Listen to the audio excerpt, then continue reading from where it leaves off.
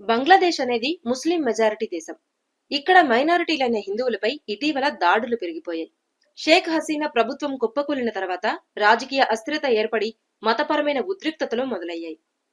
ఈ క్రమంలో హిందువులపై, వారి దేవాలయాలపై దాడులు మొదలయ్యాయి. ఈ క్రమంలోనే కొందరు హిందువులు ప్రాణాలు కూడా కోల్పోయారు. ఇలాంటి ఉద్రిక్త సమయంలో బంగ్లాదేశ్లో ఎన్నికలు జరిగాయి. ఇందులో ఆసక్తికర ఫలితాలు వెలువడ్డాయి.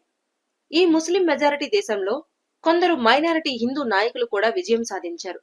వీరిలో ఒకరు గయేశ్వర్ చంద్రరాయ్. బంగ్లాదేశ్ పార్లమెంటు ఎన్నికల్లో తారిక్ రెహమాన్ సారథ్యంలో బిఎన్పి అద్భుత విజయం సాధించింది. దేశంలోని మొత్తం 299 స్థానాల్లో బిఎన్పి, దాని మిత్రపక్షాలు ఏకంగా 212 సీట్లు సాధించాయి. దీంతో తారిక్ నేతృత్వంలో ప్రజాస్వామ్య ప్రభుత్వం ఏర్పడనుంది. అయితే బంగ్లాదేశ్లో ఏర్పాటయ్యే ఈ నూతన ప్రభుత్వంలో హిందూ నేతకి మంత్రి పదవి దక్కనుంది. బంగ్లాదేశ్ నేషనలిస్టు పార్టీ కీలక నేత గయేశ్వర్ చంద్రరాయ్ను కొత్త కేబినెట్లో చేర్చుకోనున్నట్లు తెలుస్తోంది. ఈసారి బిఎన్పి నుంచి 2 హిందూ అభ్యర్థులు మాత్రమే గెలిచి పార్లమెంటుకు చేరుకున్నారు. వారిలో ఒకరు గయేశ్వర్ చంద్రరాయ్. తారిక్ రెహమాన్ కొత్త కేబినెట్లో మొత్తం 40 మంది మంత్రులు ఉండే అవకాశం ఉంది. పాత, కొత్త ముఖాలతో సమతుల్యం పాటించాలని తారిక్ భావిస్తున్నారు. మంత్రి పదవి ఖాయమైన వారిలో గయేశ్వర్ చంద్రరాయ్ పేరు బలంగా వినిపిస్తోంది. బంగ్లాదేశ్ రాజధాని ఢాకాలోని కెరాన్గంజ్లో జ్ఞానేంద్ర చంద్రరాయ్, సుమతి దంపతులకు 1951 నవంబర్ 1న గయేశ్వర్ చంద్రరాయ్ జన్మించారు. విద్యార్థి దశ నుంచే రాజకీయాలపై ఆసక్తి పెంచుకున్న గయేశ్వర్ 1978లో యువత ఏర్పాటు చేసిన బంగ్లాదేశ్ జాతీయవాది జుబోడాల్లో చేరారు. ఇందులో అంచెలంచెలుగా ఎదిగి ప్రధాన కార్యదర్శి స్థాయికి చేరారు. అయితే ఎంపీ కాకుండానే బంగ్లాదేశ్ మంత్రిగా పనిచేసిన ఘనత గయేశ్వర్దే. ఖలీదా జియా ప్రభుత్వంలో టెక్నోక్రాట్ కోటాలో బంగ్లా అటవీ, పర్యావరణ, మత్స్య, పశుసంవర్ధన శాఖ మంత్రిగా పనిచేశారు.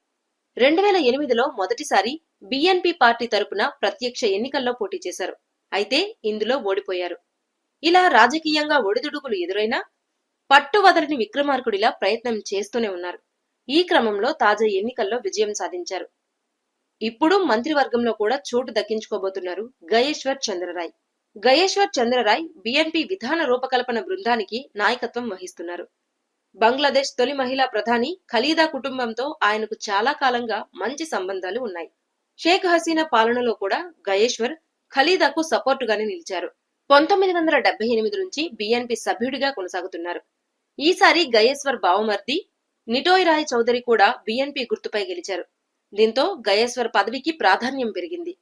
ఇప్పటి వరకు అందుతున్న సమాచారం ప్రకారం మీర్జా ఫక్రుల్ ఇస్లాం ఆలంగీర్, సలావుద్దీన్ చౌదరి, మీర్జా అబ్బాస్, హఫీజ్ ఉద్దీన్ అహ్మద్, అబ్దుల్ మొయిన్ ఖాన్లు బంగ్లాదేశ్ కేబినెట్ లో చేరడం దాదాపు ఖాయమైంది.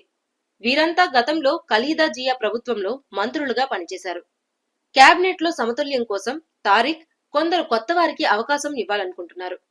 వీరిలో షామా ఉబైద్, అఫ్రోజ్ ఖానం రీఠా, న్యాయవాది ఫర్జానా షర్మిన్ పుతుల్ కూడా ఉన్నారు.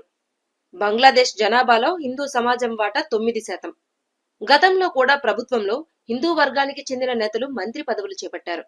షేక్ హసీనా ప్రభుత్వం ఎప్పుడూ కనీసం 2 హిందువులను మంత్రులుగా నియమించేవారు. యూనస్ ప్రభుత్వంలోనూ హిందూ సమాజానికి చెందిన బీదాన్ చంద్ర పోద్దార్ కు చోటు కల్పించారు.